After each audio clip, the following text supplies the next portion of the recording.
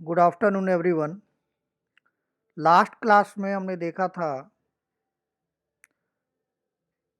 Init block के बारे में। इनिट ब्लॉक क्या होता है या इनिशियलाइजर ब्लॉक क्या होता है, उसके कुछ की पॉइंट्स हमने आपको बताए थे। ठीक, 5 की पॉइंट्स आपको बताए थे हमने।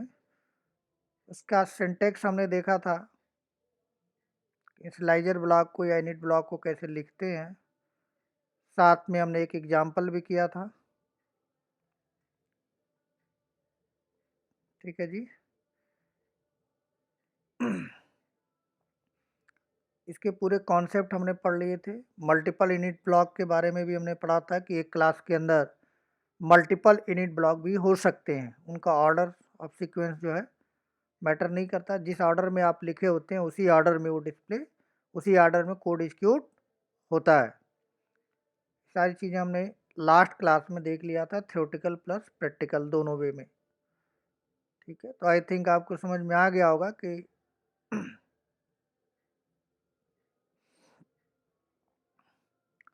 हम जो है कैसे इनिट ब्लॉक का यूज करते हैं, उसकी क्या ज़रूरत है और किस सिचुएशन में हमको इनिट ब्लॉक का यूज करना चाहिए। तो आज का जो सेशन है, आज का जो हमारा टॉपिक है वो है काफ़ी इम्पोर्टेंट टॉपिक है। ठीक है, तो आज का टॉपिक है दिस कीवर्ड। यानी सेल्स फोर्स में दिस कीवर्ड क्या काम करता है, कैसे यूज करते हैं। ठीक है, ये सारी चीज़ों पे हम डिस्कस करेंगे आज नेक्स्ट 1 आवर में। तो आपको पता चलेगा दिस का रियल यूज क्या है। तो आज का टॉपिक नोट डाउन कर लेते हैं पहले। This keyword in apex programming language. This keyword in apex programming language या अपेक्स। तो ये जो दिस कीवर्ड है अपेक्स प्रोग्रामिंग में पहली बार यूज नहीं हो रहा है। इससे पहले भी जितने भी oops object oriented programming approach हैं या ऑब्जेक्ट ओरिएंटेड प्रोग्रामिंग है, ठीक, उसमें दिस का यूज होता है। ठीक, अब ये जो दिस है अलग अलग प्रोग्रामिंग में अलग अलग नाम से जाना जाता है। अलग अलग नाम से इसको जानते हैं, कहते तो दिस ही हैं, लेकिन इंटरनल के जो मैकेनिज्म है वो थोड़ा सा अलग होता है। ठीक, तो यहाँ पे अगर हम उप्स की बात करें, कंप्लीट उप्स की बात करें, कोई भी प्रोग्रामिंग लैंग्वेज जो है उप्स को जो सपोर्ट करती है, ऑब्जेक्ट ओरिएंटेड प्रोग्रामिंग लैंग्वेज होगी, तो उसमें मस्ट है कि दिस नाम का कॉन्सेप्ट होगा ही होगा। आप कोई भी प्रोग्रामिंग लैंग्वेज ले लीजिए, जावा ले लीजिए, डॉटनेट ले लीजिए, पीएचपी ले लीजिए, पाइथन ले लीजिए, या जो भी प्रोग्रामिंग लैंग्वेज आपको मिलेगी जो उप्स बेस्ड प्रोग्रामिंग लैंग्वेज होगी, ठीक, उसमें दिस का कॉन्सेप्ट होगा ही होगा। बिना दिस का कोई भी प्रोग्रामिंग लैंग्वेज उप्स प्रोग्रामिंग लैंग्वेज की कल्पना ही नहीं की जा सकती है, मेरे अकॉर्डिंग अगर आप बात करें तो। ठीक है, क्योंकि उप्स बेस्ड टेक्नोलॉजी दिस के ऊपर बेस्ड होती है। अगर दिस ना हो तो उप्स बेस्ड टेक्नोलॉजी को मेथड कॉल करना, कंस्ट्रक्टर कॉल करना, ठीक है, या उसके बहुत सारे ऐसे कॉन्सेप्ट हो तो दिस पे बेस्ड होते हैं। अगर वो दिस ना हो कॉन्सेप्ट तो आप शायद उस ऑब्जेक्ट ओरिएंटेड प्रोग्रामिंग टेक्नोलॉजी की कल्पना भी नहीं कर सकते। इतना इम्पोर्टेंट है ये दिस कीवर्ड। ठीक है, तो अलग अलग प्रोग्रामिंग लैंग्वेज में अलग अलग नाम से जानते हैं। ठीक, तो पहले हम समझ लेते हैं, ठीक है, कि किस प्रोग्रामिंग लैंग्वेज में दिस का क्या यूज है। ठीक, तो पहली चीज़ हमने आपको बताया कि दिस जो है उस उस टेक्नोलॉजी जो है दिस के ऊपर बेस्ड है। यानी दिस नहीं होता तो शायद उस ऑब्जेक्ट ओरिएंटेड प्रोग्रामिंग अप्रोच का कॉन्सेप्ट इंट्रोड्यूस कर पाना या काफ़ी मुश्किल हो जाता। तो उसके लिए हम यहाँ पे नोट डाउन कर लेते हैं। पहली चीज़ हो गई oops.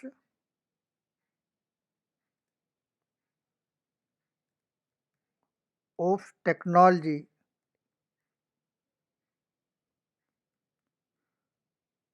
Is based on this. उप जो टेक्नोलॉजी होती है, ऑब्जेक्ट ओरिएंटेड प्रोग्रामिंग होती है, वो दिस के ऊपर बेस्ड होती है। अगर दिस नहीं होगा तो शायद प्रोग्रामिंग वो टेक्नोलॉजी डेवलप ही नहीं हो सकती। तो अब उप्स बेस्ड टेक्नोलॉजी, अगर आपने अपेक्स प्रोग्रामिंग से पहले कोई उप्स टेक्नोलॉजी पढ़ी है, उप्स बेस्ड टेक्नोलॉजी पढ़ी है, ऑब्जेक्ट ओरिएंटेड प्रोग्रामिंग पढ़ी है, तो इसमें एमसीए, बीटेक या जो भी आप कोर्स कर रहे हैं ग्रेजुएशन लेवल पे, तो कहीं न कहीं आपको, या कंप्यूटर साइंस के स्टूडेंट हैं तो आपको उप्स के कॉन्सेप्ट में दिस मिलेगा ही मिलेगा। तो अगर मैं सिंपल सी बात करूं तो सी प्लस प्लस एक उप्स बेस्ड टेक्नोलॉजी है, प्रोग्रामिंग लैंग्वेज है, ठीक है। उसमें दिस, उसमें भी दिस होता है, उसको कहा जाता है पॉइंटर। दिस क्या करता है, करेंट ऑब्जेक्ट को पॉइंट करता है। करेंट ऑब्जेक्ट ऑब्जेक्ट को पॉइंट करने का मतलब, जब ऑब्जेक्ट बनाते हैं ऑब्जेक्ट ओरिएंटेड प्रोग्रामिंग में, न्यू कीवर्ड से ऑब्जेक्ट बनाते हैं, तो उसको पॉइंट करने के लिए, उसको रिफर करने के लिए सी प्लस प्लस में दिस को कहा जाता है, this is a pointer. This जो कीवर्ड है एक पॉइंटर की तरह, एक रेफरेंस की तरह काम करता है। लिख लेते हैं, दिस इज ए पॉइंटर, ठीक है। सी प्लस प्लस में दिस को पॉइंटर बोलते हैं। इसी तरह से जावा में, जावा प्रोग्रामिंग लैंग्वेज अगर किसी ने पढ़ी है तो वहाँ पे दिस जो होता है वो पॉइंटर नहीं होता, क्योंकि जावा में पॉइंटर का कॉन्सेप्ट नहीं है, ठीक है। तो यहाँ पे जो है ये कीवर्ड मानते हैं दिस को। दिस क्या है, इज ए कीवर्ड।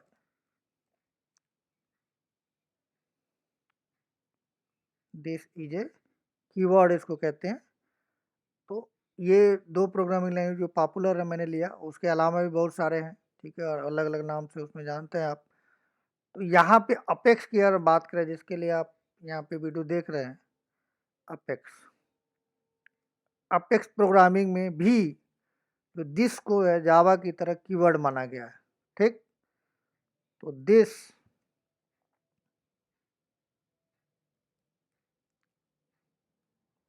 जो है, दिस इज ए कीवर्ड,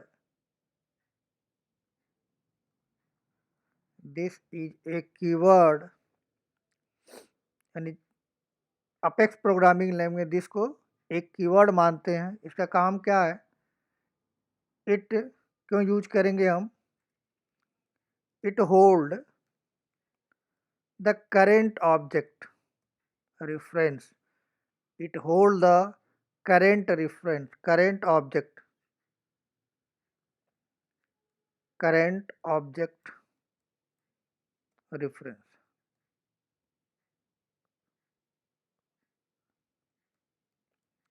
जो भी ऑब्जेक्ट आप बनाते हैं, ठीक है, जो भी ऑब्जेक्ट आप बनाते हैं मैनुअली, कोई क्लास है ए, उस क्लास का कोई ऑब्जेक्ट बना रहे हो, a o b equal to new a बना है, तो ओ बी क्या हो जाएगा, उसका ऑब्जेक्ट का नाम होता है। तो उसी को रिफर करने के लिए, उसी को रिप्रेजेंट करने के लिए अपेक्स में दिस कीवर्ड यूज किया जाता है, ठीक है। डिफिनीशन की बात करें तो दिस कीवर्ड क्या करता है, करेंट ऑब्जेक्ट को रिफर करता है या करेंट आर्ट को रिप्रेजेंट करता है। उस क्लास के करेंट ऑब्जेक्ट, जो भी आपने ऑब्जेक्ट बनाया है, उसको वो रिप्रेजेंट करता है। चाहे आप अपने नाम से ऑब्जेक्ट, किसी नाम से ऑब्जेक्ट बनाइए, या फिर दिस कीवर्ड में वो एड्रेस होता है, ठीक है। तो ये तो एक सिंपल सी चीज़ हो गई कि दिस कीवर्ड की क्या डिफिनीशन है और किस काम के लिए हम उसको यूज करते हैं। और बाय डिफ़ॉल्ट ये हमें हर टेक्नोलॉजी के अंदर, उप्स बेस्ड टेक्नोलॉजी के अंदर अलग अलग नाम से दिया गया है। सी प्लस प्लस में उसको पॉइंटर कहते हैं, जावा में उसको कीवर्ड, स्पेशल एक कीवर्ड मानते हैं जो ऑब्जेक्ट को रिफ़र करता है, करंट ऑब्जेक्ट को रिफ़र करता है। अपेक्स में भी इसको एक कीवर्ड माना जाता है, ये कीवर्ड होता है, दिस कीवर्ड होता है, जो करंट ऑब्जेक्ट को क्या करता है, रिफ़र करता है, ठीक। तो दिस का जनरली जो तरह से यूज किया जाता है प्रोग्रामिंग लैंग्वेज में, अपेक्स प्रोग्रामिंग में दो तरह से हम उसको यूज कर सकते हैं। तो एक फिगर के थ्रू चीज़ों को समझते हैं, फिर वन बाय वन प्रैक्टिकल और थ्योरेटिकल वन बाय वन करके देखेंगे तो आपको ज़्यादा क्लियर होगा। एक फिगर के थ्रू चीज देख करके देखें। लास्ट टाइम हमने ये सब बताया था आपको इनिट ब्लॉक के बारे में।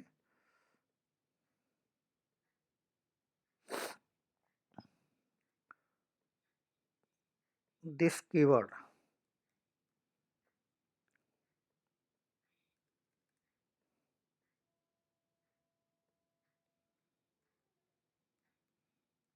ठीक है, कीवर्ड है, स्मॉल लेटर में लिखा जाएगा, दिस कैपिटल में लिखेंगे तो कीवर्ड माने जाएंगे। यहाँ पे अपेक्स में स्मॉल है कैपिटल दोनों केस सेंसिटिव नहीं है, तो आप जैसे भी लिखना चाहें लिख सकते हैं। ठीक है, उसका कोई इशू नहीं है, दिस कीवर्ड।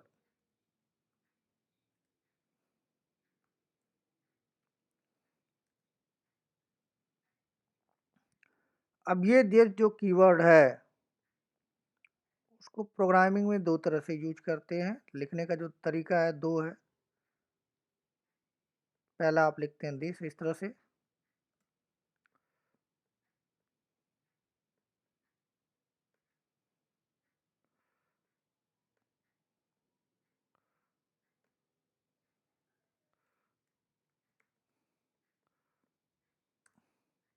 ठीक है जी। और दूसरा दिस लगाते हैं और मेथड की तरह भी यूज करते हैं इसको। दिस लगाएंगे, स्मॉल ब्रैकेट ओपन करेंगे, ये भी एक वे है, ये भी एक क्या है, एक तरीका है।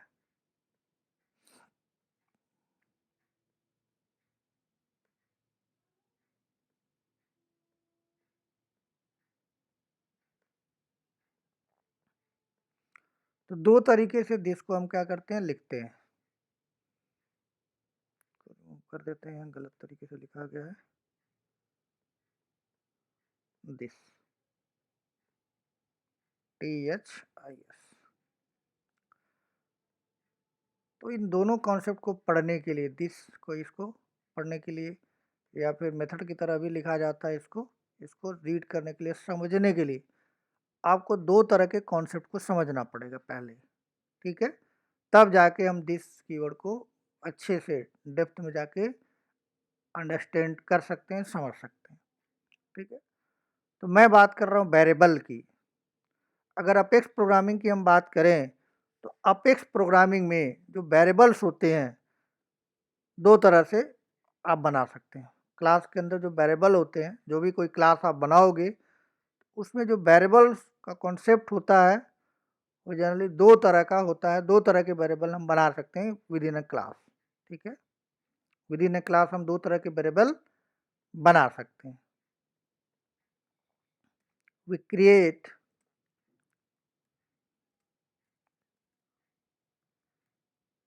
we create two type two type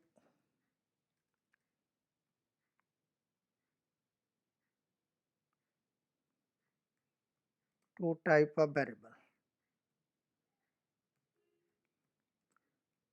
in Apex class।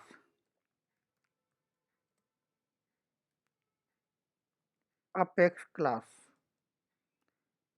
यानी अपेक्स में आप दो तरह से क्या कर सकते हैं, वेरिएबल बना सकते हैं।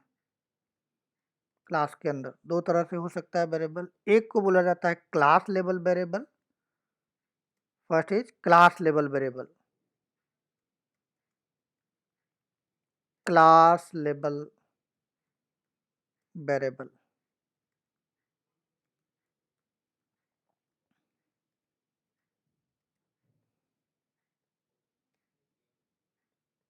Class level variable.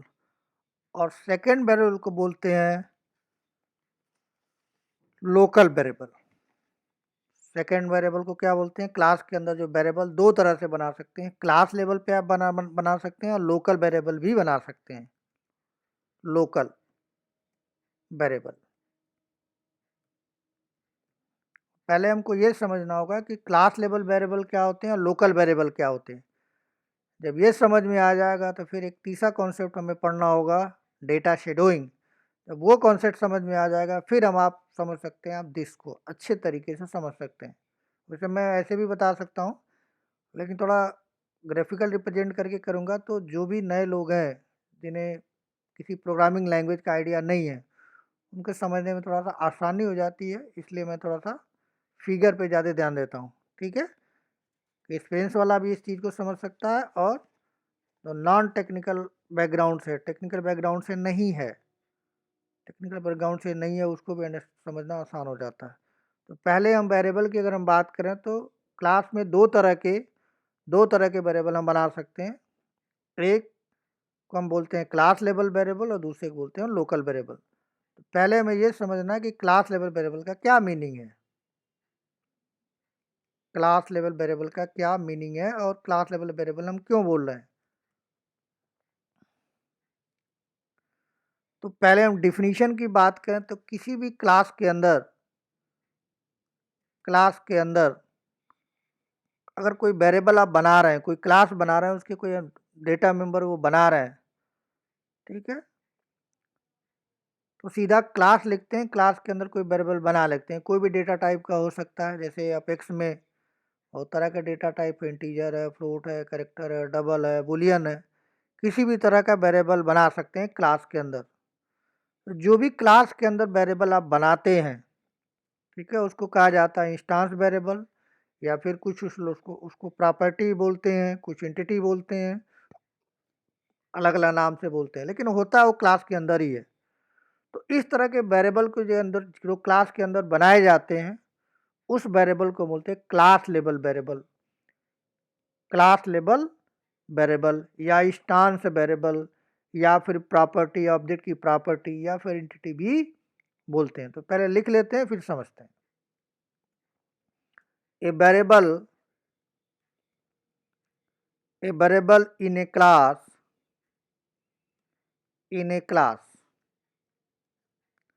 is known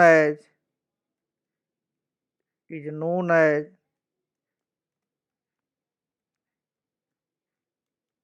class level variable.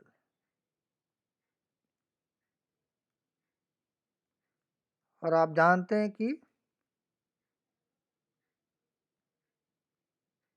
Variable में क्या किया जाता है, डेटा स्टोर किया जाता है। ऑब्जेक्ट का डेटा को स्टोर करने के लिए क्या बनाते हैं हम, वेरिएबल बनाते हैं, ठीक। और ये जो वेरिएबल होता है, ठीक, इसको अलग भी दूसरे नेम से भी जानते हैं, उसे क्लास लेवल वेरिएबल बोलते हैं या फिर इंस्टांस वेरिएबल भी बोलते हैं, इंस्टांस वेरिएबल, ठीक, या उसको प्रॉपर्टी भी बोलते हैं या फिर इसको एंटिटी भी बोलते हैं, अलग अलग नाम से इसको बोला जाता है, ठीक है।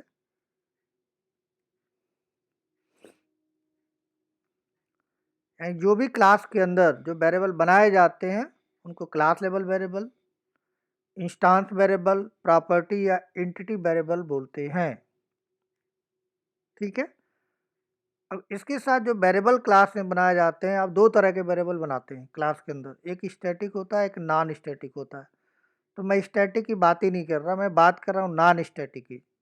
कोई भी वेरिएबल बनाएंगे जो स्टैटिक नहीं होगा, अगर वो स्टैटिक नहीं है तो क्लास लेवल वेरिएबल है। मतलब स्टैटिक ना होने का मतलब वो ऑब्जेक्ट के साथ जुड़ा हुआ, ऑब्जेक्ट जब बनेगा, न्यू से जब ऑब्जेक्ट बनाएंगे तो वो मेमोरी में एग्जिस्ट करेगा, ठीक। तो मैं यहाँ पे बात करूँ क्लास लेवल वेरिएबल का, मेरा मीनिंग है, मतलब है कि उसके अंदर जो डेटा मेंबर है, जो वेरिएबल है, जो इंस्टांस वेरिएबल है, उसको हम कहते हैं नॉन स्टैटिक, ठीक। यानी स्टैटिक कीवर्ड उसके अंदर नहीं लगा होगा, तो उस तरह के वेरिएबल्स को हम बोलते हैं class level variable, class level variable, ठीक है। अब तो ये हो गया। अब ये एग्जांपल से समझेंगे कि क्लास लेवल वेरिएबल क्या है, एक फिगर से पहले समझते हैं, ठीक। क्लास लेवल वेरिएबल,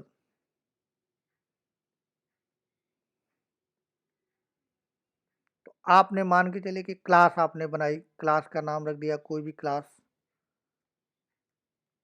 क्लास हो गया ये, क्लास कीवर्ड से क्लास बनती है, आप जानते हैं, क्लास। और क्लास का नाम रख दिया आपने, कोई भी क्लास का नाम रख दिया, मैं टेस्ट रख देता हूँ क्लास,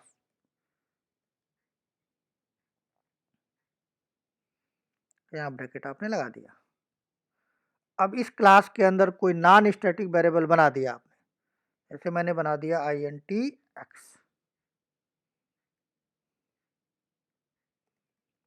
एंटी एक्स वेरिएबल बना दिया। तो इस वेरिएबल को क्लास लेवल वेरिएबल बोलेंगे या फिर इंस्टांस वेरिएबल बोलेंगे। इंस्टांस वेरिएबल जो ऑब्जेक्ट को डिनोट करेगा, मतलब जब ऑब्जेक्ट बनेगा तो ये मेमोरी में एग्जिस्ट करेगा। ये हो गया हमारा इंस्टांस वेरिएबल या फिर class level variable.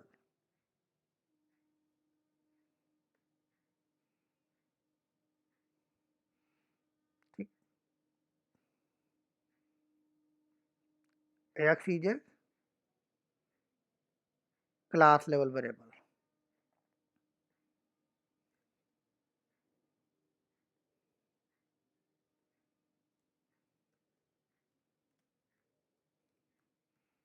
Class level variable यानी कोई ऐसा वेरिएबल जो क्लास के अंदर होता है, नॉन स्टैटिक होता है, तो उसको क्लास लेवल वेरिएबल या इंस्टांस वेरिएबल बोलते हैं। कुछ इस तरह से फिगर में रिप्रेजेंट होता है। जब इस क्लास का आप ऑब्जेक्ट बनाओगे, जब इस क्लास का ऑब्जेक्ट बनाओगे तो मेमोरी में एग्जिस्ट करेगा। जैसे मैंने बनाया टेस्ट, इसका ऑब्जेक्ट बनाया test, t equal to new test. ये ऑब्जेक्ट का बनाने का तरीका होता है जो आप पहले से जानते हैं। ये ऑब्जेक्ट क्रिएशन, ऑब्जेक्ट क्रिएशन,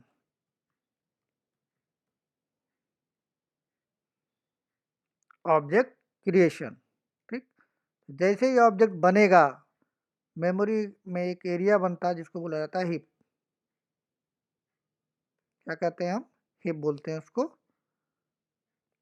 यानी टी क्या हो गया हमारा? एक ऑब्जेक्ट हो गया।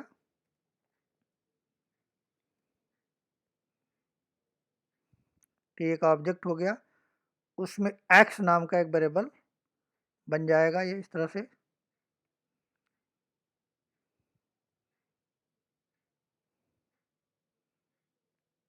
यहाँ पे एक्स बन गया।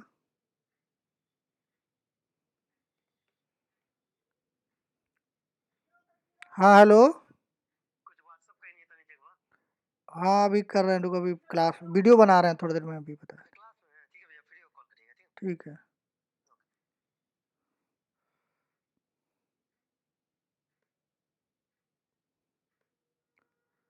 तो एक्स बन गया और इसमें बाय डिफ़ॉल्ट आप जानते हैं कि पहले मैंने बता रखा है ऑलरेडी। अगर हमारा वीडियो आप देख रहे हैं तो पहले हमने इसको बता रखा है। ऑब्जेक्ट बनता है तो उसके अंदर जो मेमोरी बनता है उसको बोलते हैं हीप मेमोरी।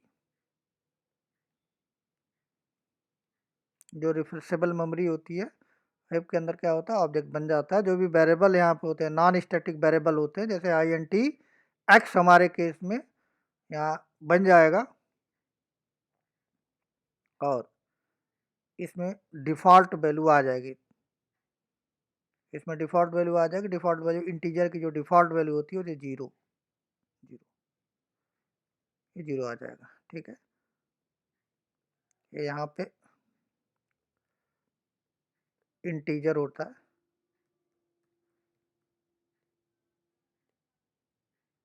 ठीक है, ये इंटीजर होता है।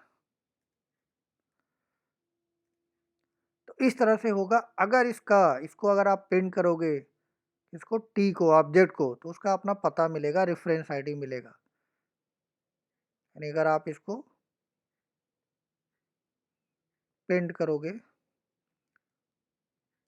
सिस्टम डॉट डिबग,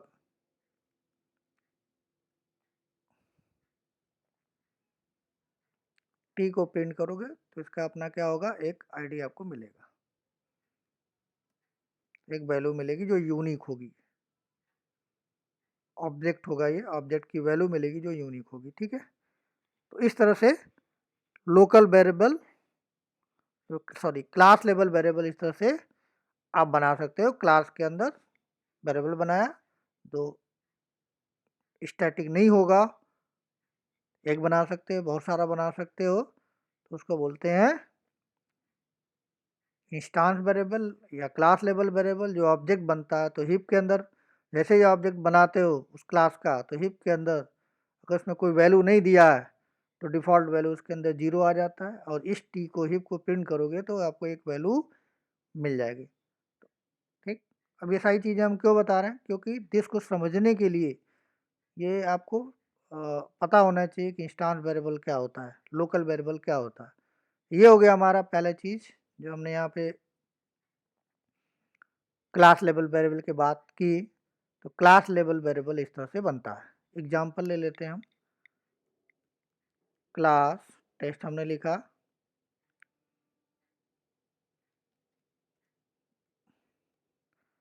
इसके अंदर हमने ये बना दिया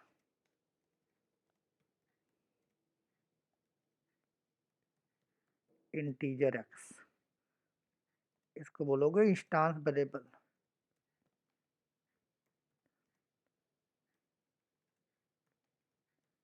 इंस्टेंस वेरिएबल या फिर क्लास लेवल वेरिएबल।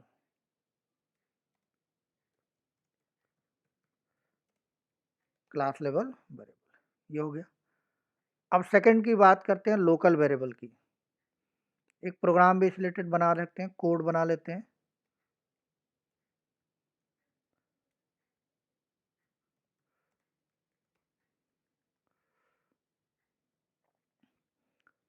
अपने आर्ग में गए हम, यहाँ पे डेवलपर कंसोल पे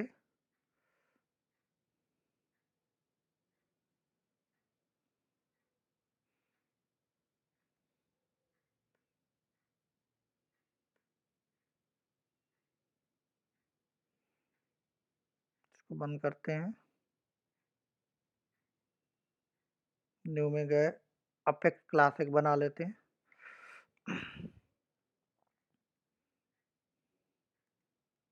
टेस्ट डेमो डेमो पहले से बना हुआ है, दोबारा ना दूसरा नाम दे देते हैं हम,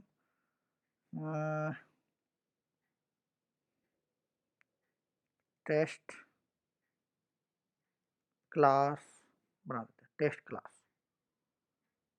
वेरिएबल, टेस्ट क्लास वेरिएबल। ठीक है, इसके अंदर हम बना लेते हैं। हमने लिख दिया इंटीजर एक्स। ठीक, ये हमारा क्या हो गया, इंस्टेंस वेरिएबल हो गया। इंस्टेंस। ठीक, अब इसको एग्जीक्यूट करना है, इसमें कुछ लिखा तो है नहीं, तो हम इसका ऑब्जेक्ट बना के चीट कर सकते हैं। ये हमने बना लिया, सेव कर लिया, ये सेव हो गया। अब इसको एग्जीक्यूट कराना है तो एनोमिनस विंडो में जाते हैं, इस क्लास का ऑब्जेक्ट बना लेते हैं। लिखा, यहाँ पे दिया, वेरिएबल का नाम दिया, ऑब्जेक्ट का नाम दिया, न्यू किया और फिर ऑब्जेक्ट बनाना आपको पहले से पता है, ये देते हैं। ठीक, इसको प्रिंट करा लेते हैं, system dot out dot system dot debug.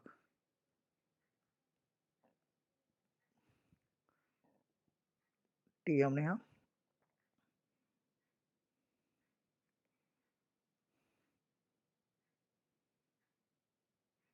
Execute हुआ, डिबग में गए, यहाँ पे आ गया क्या, एक्स की वैल्यू, इसने टेस्ट क्लास के अंदर एक्स वेरिएबल है, ठीक है, उसको एक्स की वैल्यू क्या रखा है, नल, ये आपको दिखा दिया उसने, आउटपुट आपको दिखा दिया। केवल हमने ऑब्जेक्ट को प्रिंट किया तो ऑब्जेक्ट के अंदर जो एक्स की वैल्यू है बाय डिफॉल्ट उसने नल असाइन कर दिया, इसलिए उसने वहाँ पे क्या किया, रिप्रेजेंट कर दिया।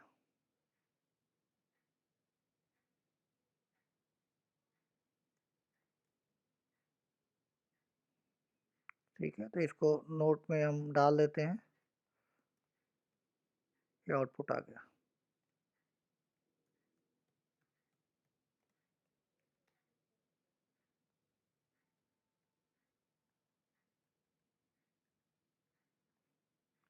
कोड देख लेते हैं हम, ये कोड हमारा है, एग्जाम्पल हो गया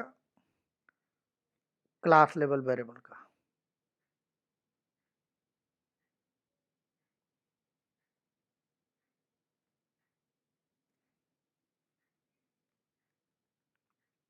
अब सेकंड थिंग की हम बात करें तो यहाँ पे लोकल वेरिएबल की बात करते हैं। लोकल वेरिएबल क्या होते हैं? लोकल वेरिएबल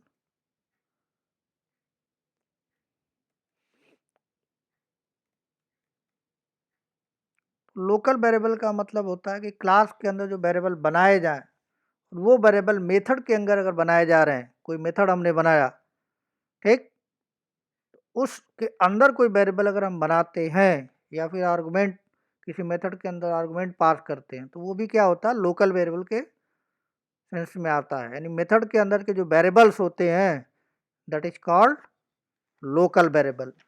लिख लेते हैं पहले, इफ ए वेरिएबल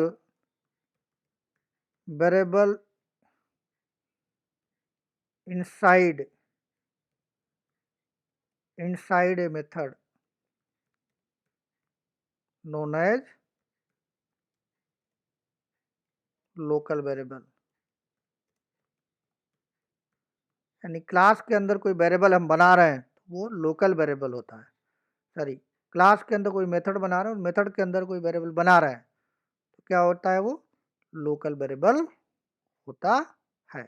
जैसे एग्जाम्पल अगर हम लेना चाहें तो ले सकते हैं। फिगर में देखें एक बार जरा, यहाँ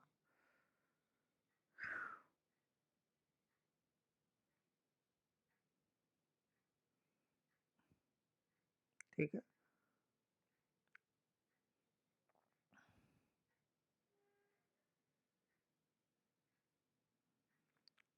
कोई क्लास हमने बनाई, क्लास टेस्ट बनाया, कुछ भी, कोई भी नाम आप दे सकते हैं। उसके अंदर एक मेथड बना लिया, मान लीजिए हमने एक मेथड बना लिया शो,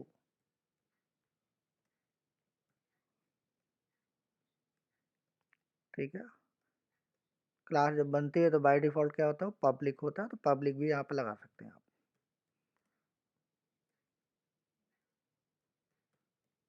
ठीक है। यहाँ पे भी आप पब्लिक चाहें तो लगा सकते हैं,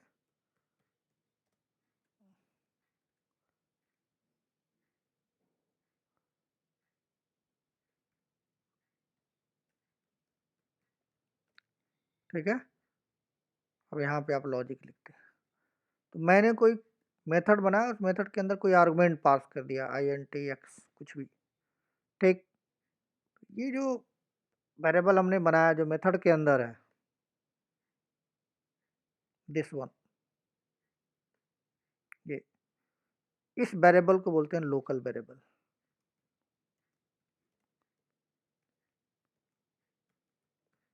तो क्या बोलते हैं हम? तो बोलते हैं लोकल वेरिएबल। यानी मेथड के अंदर के जो वेरिएबल होते हैं, that is called local variable. अगर इस क्लास का ऑब्जेक्ट आप बना रहे हो, या हम बना रहे हैं, ऑब्जेक्ट बनाएंगे तो कैसे होगा? Test t equal to new test, ये बनाया हमने। ये जो लोकल वेरिएबल होता है वो स्टैक में बनता है। एक मेमोरी एरिया होती है हमारा स्टैक। अगर आप एमसीए के स्टूडेंट हैं, बीटेक के स्टूडेंट, वहाँ पे आपने क्यू पढ़ा होगा, स्टैक पढ़ा होगा, हिप पढ़ा होगा, है ना। उसी तरह से एक मेमोरी एरिया होती है स्टैक। तो इसके अंदर, इस मेथड के अंदर के जो वेरिएबल होते हैं लोकल वेरिएबल, वो स्टैक में बनते हैं। मीन्स यहाँ पे स्टैक में अगर कोई वैल्यू आप दोगे तो यहाँ पे उसकी मेमोरी एरिया जनरेट होगी, मेमोरी जनरेट होगी। यानी यहाँ पे एक्स बनेगा और इसमें जो भी वैल्यू आप देंगे वो यहाँ पे असाइन होगा, ठीक, इस एक्स वेरिएबल में, ठीक। जब भी इस तरह से करते हैं तो स्टैक में जो लोकल वेरिएबल होते हैं, जो ये बनेगा आपका लोकल लोकल वेरिएबल, ये स्टैक में बनता है। लोकल वेरिएबल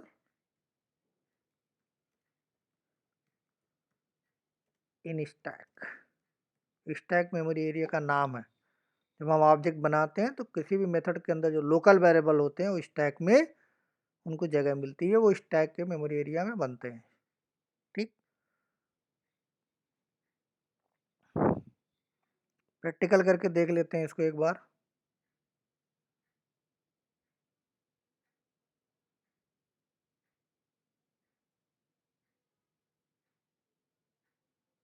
डेवलपर कंसोल में गए, ऑलरेडी बना हुआ है, इसके अंदर एक मेथड बना लीजिए वाइड शो, इसमें एक वेरिएबल आपने बना दिया। ठीक, तो ये जो लोकल ये जो एक्स है, ये भी एक्स है, ये भी एक्स है, ये जो एक्स है इंटरनल अंदर वाला मेथड के अंदर, इसको बोलेंगे हम local variable. Inside side method,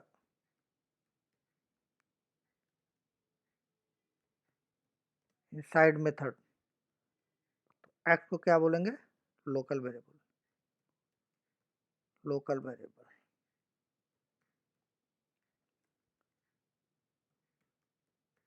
inside method local variable हो गया।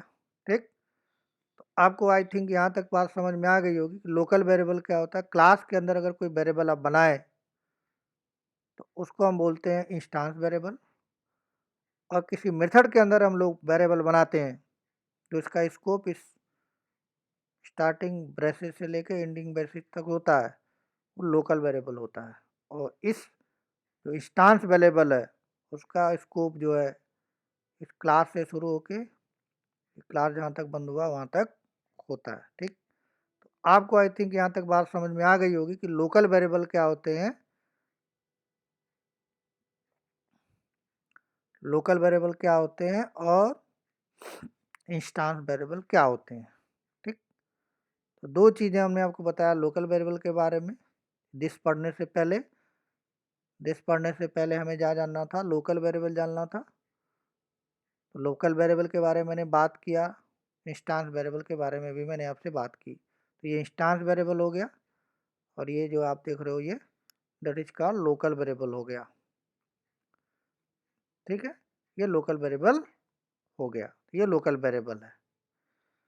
अब यहीं पे कॉन्सेप्ट आएगा आपको डेटा शेडोइंग का, यानी दोनों चीज़ें आप जान गए। लोकल वेरिएबल हम किसको कहते हैं, इंस्टांस वेरिएबल हम किसको कहते हैं। अब दिस का रियल यूज क्या होता है? डेटा शेडोइंग को रिमूव करने के लिए होता है। तो हमें अब ये समझना पड़ेगा what do mean by data shadowing. ठीक, what do mean by data shadowing. तो तीसरा जो हमारे पास कॉन्सेप्ट आएगा वो आएगा डेटा शेडोइंग। पहले देखते हैं डेटा शेडोइंग, फिर आएंगे दिस के ऊपर।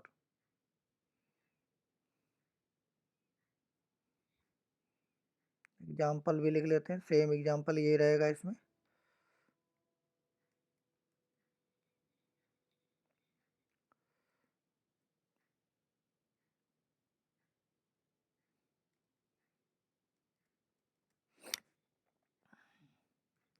वाइड शो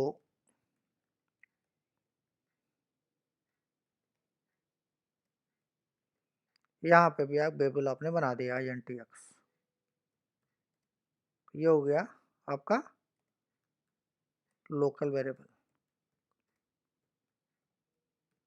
यहाँ पे अगर आप ध्यान से देखें तो लोकल वेरिएबल और यहाँ पे इंस्टांस वेरिएबल का नाम सेम है, लेकिन दोनों में कंफ्यूजन नहीं होगा, प्रोग्राम हमारा कंपाइल हो जाएगा, क्योंकि ये अलग लोकेशन पे बनता है और ये अलग लोकेशन बनता है, उससे कोई फर्क हमें नहीं चल पड़ता। अब आते हैं दूसरा कॉन्सेप्ट देखते हैं। ये सारी चीज़ें इसलिए मैंने बता रहा हूँ कि आपको दिस मुझे समझाना है, तो उसके लिए ये सारी चीज़ें हमें देखनी पड़ रही हैं, अदरवाइज इसकी नीड नहीं थी। Data shadowing,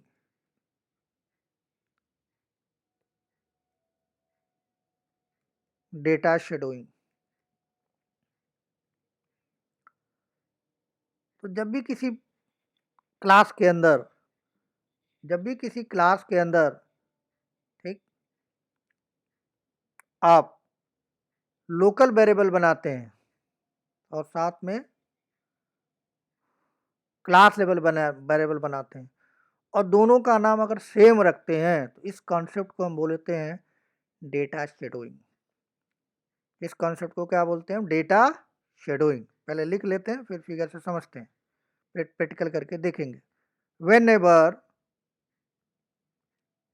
whenever we are having we are having a class level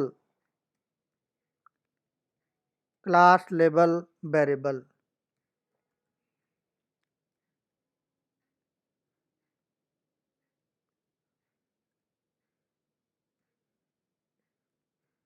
class level variable जिसको आप इंस्टांस वेरिएबल बोलते हैं,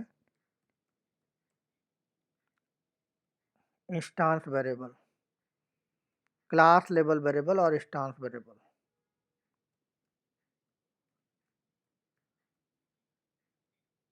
and local variable and local variable,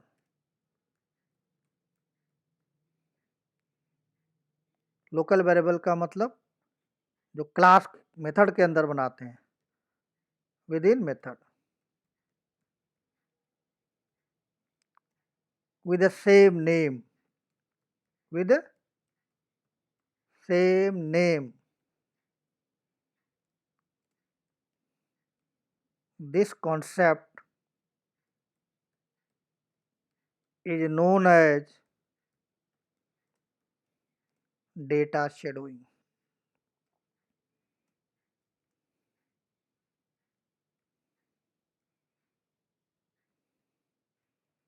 This concept is known as data shadowing, यानी class level variable का नाम और local variable का नाम अगर आपने एक क्लास के अंदर सेम रख दिया तो उसको बोलते हैं डेटा शेडोइंग, डेटा शेडोइंग बोलते हैं। ठीक है, इस चीज को एक फिगर से समझते हैं। हमने एक क्लास बनाई, क्लास टेस्ट। इस क्लास के अंदर हमने एक वेरिएबल बनाया इंटीजर एक्स, वाइड मेथड बनाया शो। इसके अंदर जो लोकल वेरिएबल बनाया वही नाम हम जो क्लास वेरिएबल का नाम है वही नाम यहाँ रख देते हैं,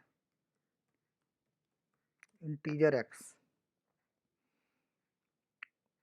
यानी लोकल वेरिएबल का नाम और क्लास लेवल वेरिएबल का नाम अगर दोनों का नाम हमने सेम रखा हुआ है तो that is called data shadowing, that is called data shadowing.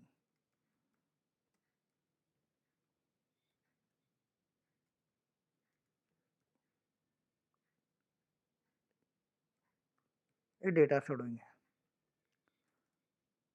तो बोलते हैं हम डेटा शेडोइंग।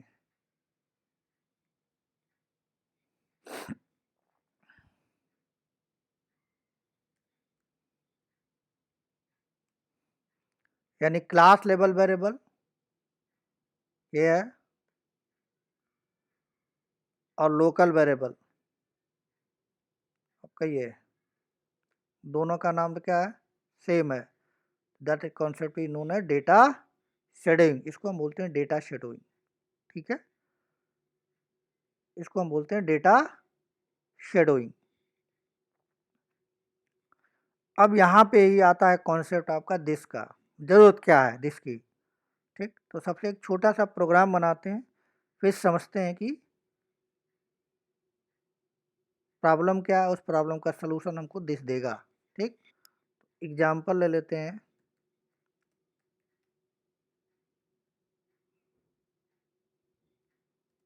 क्लास बनाया हमने टेस्ट, इसके अंदर एक वेरिएबल बनाया,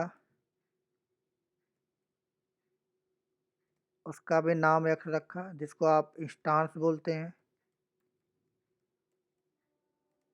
और एक मेथड बनाया उसके अंदर भी वेरिएबल बनाया सेम नाम का,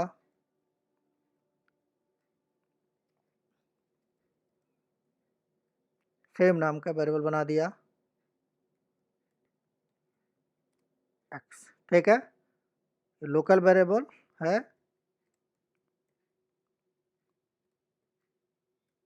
और इंस्टांस है, दोनों का नाम हमने क्या रखा, एक्स, सेम नाम है। इस कॉन्सेप्ट को बोलते हैं क्या, data shadowing. This is known as data shadowing.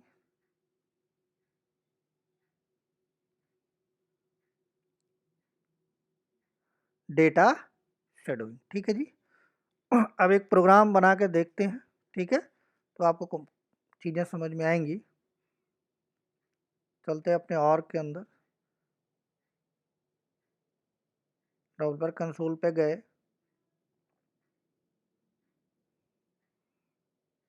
ये हमारा प्रोग्राम बना डेटा शेडोइंग का एग्जांपल। अब मैं इसको प्रिंट कराना चाहता हूँ, सिस्टम डॉट डिबग,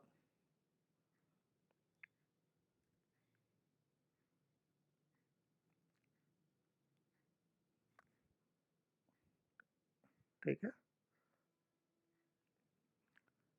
इसमें मैंने वैल्यू रख दिया, मान लीजिए 20 या 10, इसको प्रिंट कर रहा हूँ, लोकल वेरिएबल को प्रिंट कराना चाहता हूँ मैं, लोकल वेरिएबल को जो मेथड के अंदर है,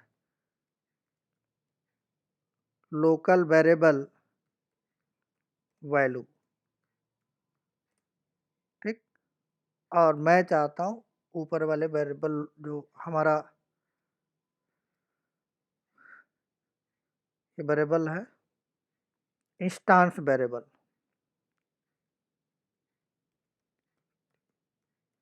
इंस्टांस वेरिएबल वैल्यू, ठीक है। तो अभी तो हमने इंस्टांस वेरिएबल दिया नहीं है। अब इस प्रोग्राम का ऑब्जेक्ट बनाते हैं, तो ये जो लोकल वेरिएबल है ये कहाँ बनेगा, ये बनेगा आपके स्टैक के अंदर, और जो ये वाला हमने प्रिंट कराया ये बनेगा हमारा हिप के अंदर। इसको एग्जीक्यूट कराते हैं। तो पहले गए हम एनॉमनस विंडो में, इस क्लास का ऑब्जेक्ट बनाएंगे तो ही आउटपुट हमें मिलने वाला है। हमने ऑब्जेक्ट यहाँ बनाया, बनाने के बाद इस मेथड को कॉल करते हैं। पहले ऑब्जेक्ट बनने के बाद ऑब्जेक्ट के साथ मेथड कॉल किया जाता है, आप जानते हैं, T dot show, T dot show हमने किया, यहाँ पे लिखा 20। जैसे मैं 20 लिखूंगा तो ये लोकल वेरिएबल यहाँ पे ये 20 की वैल्यू आ जाएगी, यहाँ 20 की वैल्यू आएगी तो इसको प्रिंट कराएंगे, इसको प्रिंट कराएंगे, तो आउटपुट देखते हैं क्या मिलता है हमको, ठीक। आउटपुट यहाँ पे लोकल वेरिएबल, यहाँ पे देखिए इंस्टांस वेरिएबल है जिसमें 10 है और लोकल वेरिएबल में 20 है, तो मुझे 10 और 20 चाहिए, यानी लोकल वेरिएबल में जो वैल्यू है 20 वो भी चाहिए, और यहाँ पे जो लिखा है इंस्टांस वेरिएबल में 10 वैल्यू है वो भी मुझे चाहिए। मैंने 2 बार एक्स को प्रिंट करा रखा है, ठीक। या तो आउटपुट आएगा 10 या तो आउटपुट आएगा 20, देखते हैं क्या आता है, ठीक है। यहाँ पे कुछ प्रॉब्लम है, क्या प्रॉब्लम है, इसको पब्लिक कर दीजिए, इसको भी पब्लिक कर दीजिए,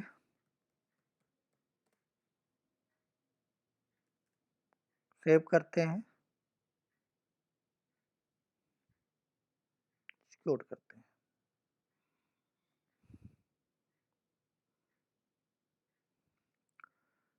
local variable value 20, instance variable value 20 आया है, यानी दोनों वेरिएबल की लोकल वेरिएबल की वैल्यू उसने दिया, तो इंस्टांस वेरिएबल है उसकी वैल्यू नहीं दिया इसने।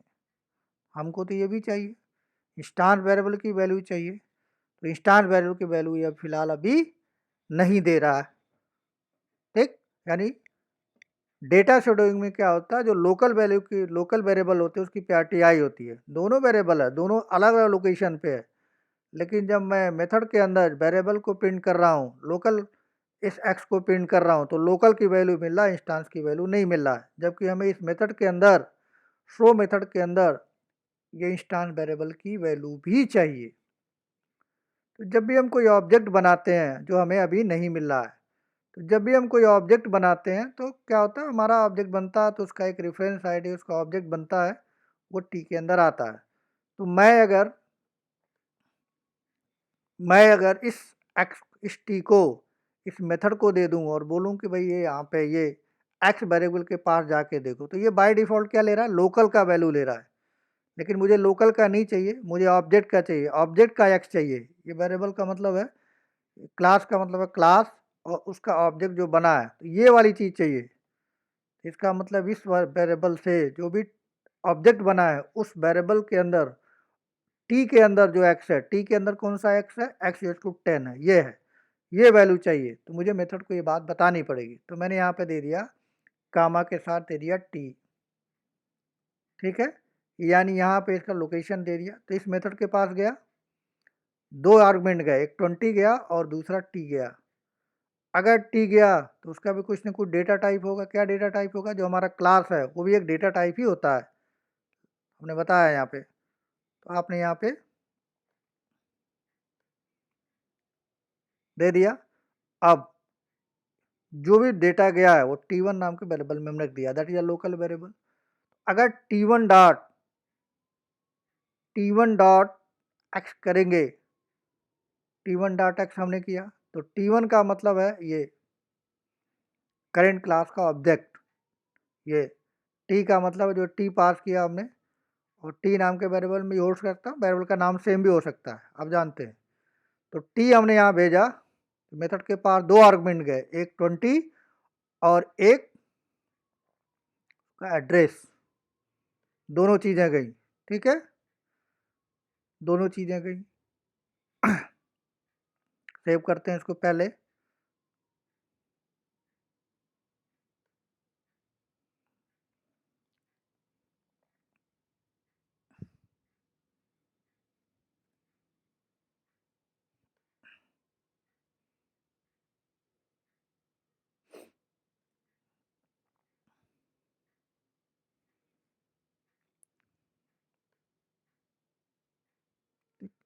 तो हमने क्या किया, देखिए यहाँ पे ऑब्जेक्ट बनाया, उस ऑब्जेक्ट को इस मेथड को दिया। तो पहली वैल्यू है 20, लोकल वेरिएबल एक्स पे जाएगी, और टी यहाँ एड्रेस गया, उस एड्रेस के साथ, उस रेफरेंस के साथ मैंने कहा प्रिंट करो, यानी ये ऑब्जेक्ट के अंदर जो चीज़ है वो ये है हिप के अंदर वाली। तो यहाँ पे अब प्रिंट करेगा क्या, यहाँ पे आउटपुट आपको मिलेगा 10, और यहाँ पे आउटपुट जो आपको मिलेगा that is called local variable को मैंने उसको क्लास के बारे में नहीं बताया। तो ये लोकल वेरिएबल की वैल्यू क्या है, 20, जो मैंने यहाँ से मेथड से भेजा है। इंस्टांस वेरिएबल की वैल्यू क्या है, 10, जो ऑब्जेक्ट के साथ एसोसिएटेड है, ठीक। तो इसको एग्जीक्यूट करा के पहले देखते हैं।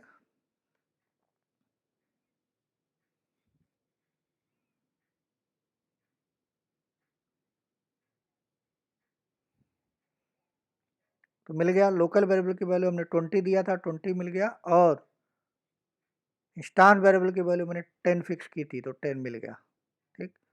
तो हमने क्या किया, हमने यहाँ पे लोकल वेरिएबल को रिप्रेजेंट करने के लिए जो भी ऑब्जेक्ट का एड्रेस है, ऑब्जेक्ट का रेफरेंस है, उसके साथ हमने यहाँ पे प्रिंट किया, तब मिल गया, ठीक। तो इसको यहाँ पे पहले कॉपी कर लेते हैं, कोड में डालते हैं, फिर दिस का यूज आपको बताते हैं। यहाँ पे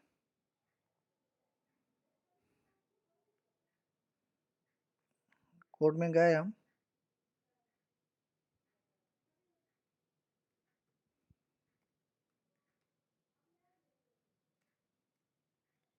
ये आ गया इसका output, execution,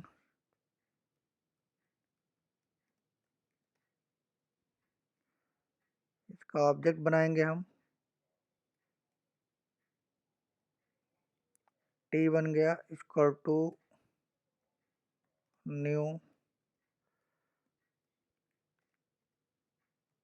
T dot show, इसमें आपने 20 दिया, इसमें टी दिया, आउटपुट क्या मिलेगा आपको,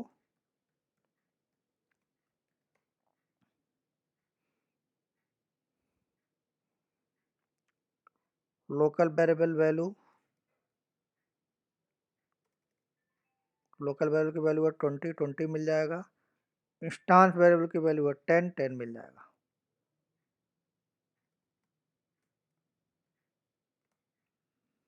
ठीक है, ये आपको मिल गया।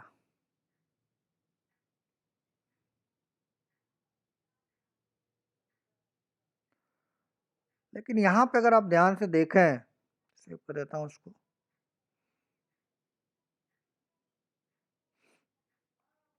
तो यहाँ पे आप देखें तो यहाँ पे बाय डिफ़ॉल्ट क्या करता है हमारा टेक्नोलॉजी, हमारी उफ बेस्ड टेक्नोलॉजी, कोई भी टेक्नोलॉजी हो सकती है, तो यहाँ पे दिख जाता है, दिस यहाँ पे जाता है, अपने आप जाता है, हमें भेजने की ज़रूरत नहीं होती। यानी जो भी करंट ऑब्जेक्ट है, ये जो करंट ऑब्जेक्ट है टी, वही चीज़ दिस नाम के कीवर्ड में डाल के हर मेथड के साथ, हर कंस्ट्रक्टर के साथ, अगर वो स्टैटिक नहीं है तो भेजा जाता है बाय डिफ़ॉल्ट। तो दिस पहुंच गया यहाँ, यानी करंट ऑब्जेक्ट का एड्रेस यहाँ पे, रेफरेंस आईडी यहाँ पे पहुंच गया। यहाँ पे अगर आप ध्यान से देखें तो यहाँ पे पहुंचता है, तो यहाँ गया होगा। बाय डिफ़ॉल्ट यहाँ पे वेरिएबल लिखने की हमें ज़रूरत नहीं होती है, ये चीज़ ऐसे पहुंच जाता है, बाय टेक्नोलॉजी पहुंच गया। इस दिस में क्या है, जो हमारा टी में एड्रेस है वही चीज़ यहाँ दिस के अंदर है, जो टी में भेजा गया है वही चीज़ दिस में भी है, यहाँ पहुंच गया। अब यहाँ पे पहुंच गया तो इसको हम लिख सकते हैं दिस। दिस का मतलब करंट ऑब्जेक्ट, दिस का मतलब करंट ऑब्जेक्ट, यानी ये जो दिस है जिसका ऑब्जेक्ट आपने बनाया है, वही एड्रेस, वही रेफरेंस आईडी इस दिस में भी रखा गया है। ये किसको बता रहा है, इसको बता रहा है। दिस डॉट एक्स का मतलब ये। अब यहाँ पे अब इस आर्गुमेंट को पास करने की नीड नहीं बनती, सेंस नहीं बनती, ना भेजा जाता है, ठीक।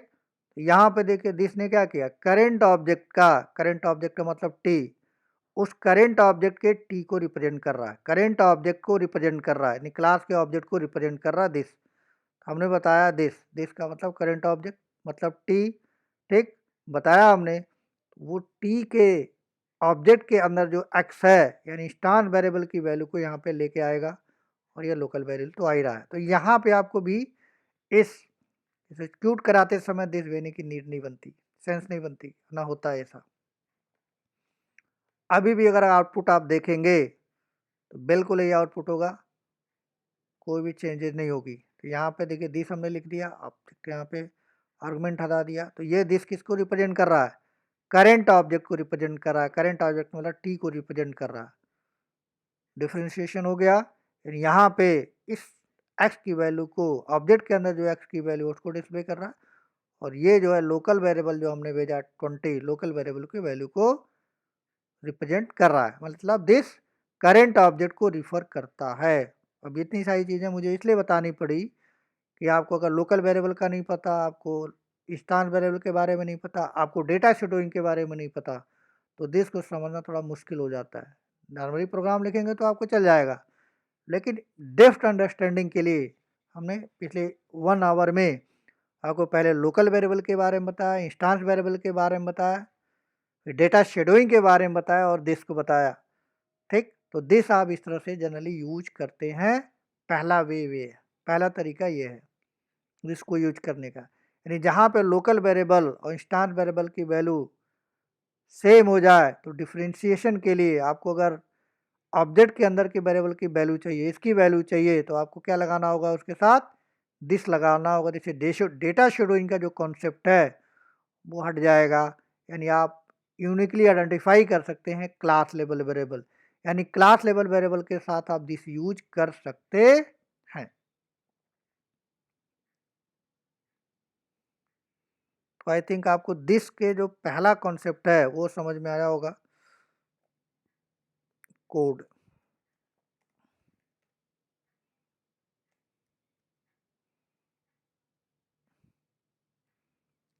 सेम चीज़ है बिल्कुल, बस हमने यहाँ पे दिस बदला है, आउटपुट अभी भी आएगा, सब कुछ सेम होगा।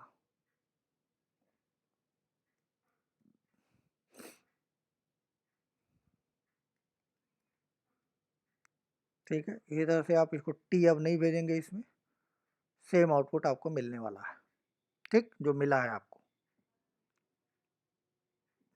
देखिए दोबारा से एग्जीक्यूट करा देता हूँ उसको,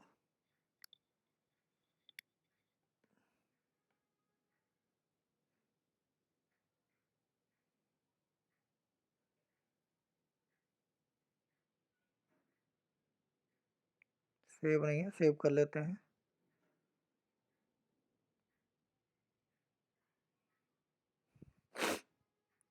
शूट करते हैं,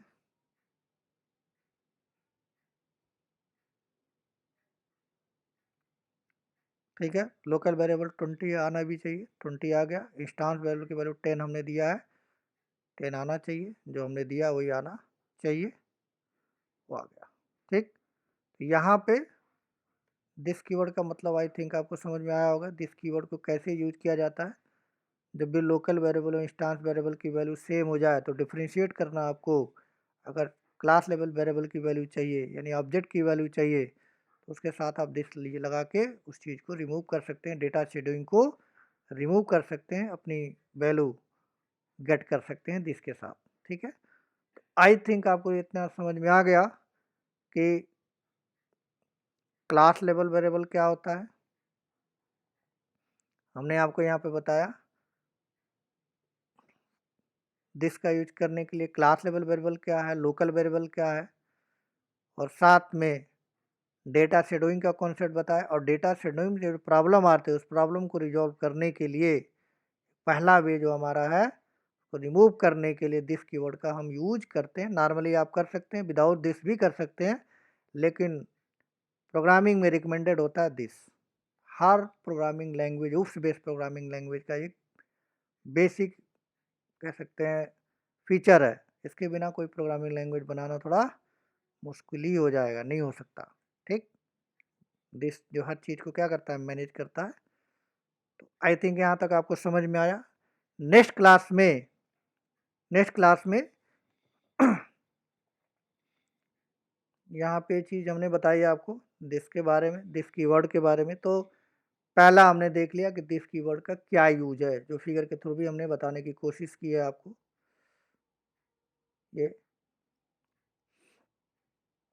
ये वाला पोर्शन मैंने, ये जो पहला पोर्शन था ये कवर किया अभी आपको।